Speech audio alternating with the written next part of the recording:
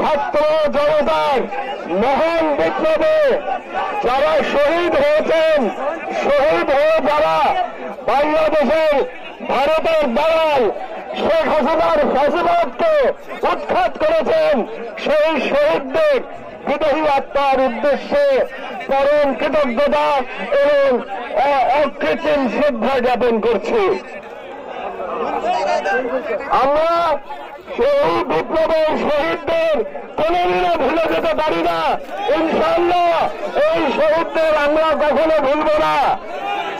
শহীদ আবু সাঈদ নিজের জীবন বিসর্জন দিয়ে, নিজের জীবনের বিনিময়ে ফ্যাসিজমকে কবর দিয়েছে।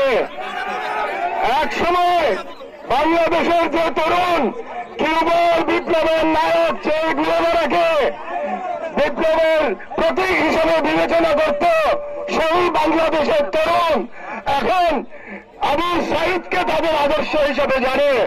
কাজেই বাংলাদেশের বিপ্লবের আইকনের নাম আবু সাঈদ।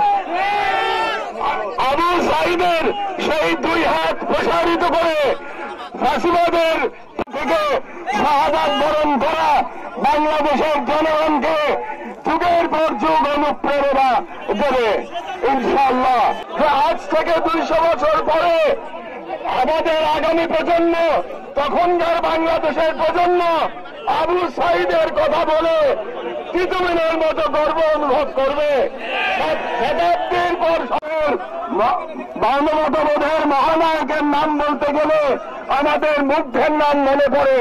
রাজপথে এক সুদর্শন তরুণ পরম মমতায় রাস্তায় দৌড়ে বেরিয়েছে আর বলেছে পানি লাগবে ভাই। ওই দৃশ্য মনে করলে আমি আবেগ রাখতে পারি না। কাজে মুগ্ধ আমরা আল্লাহর কাছে রহমত প্রার্থনা করি, আল্লাহ যেন মুগ্ধকে উত্তম পুরস্কার দান করেন।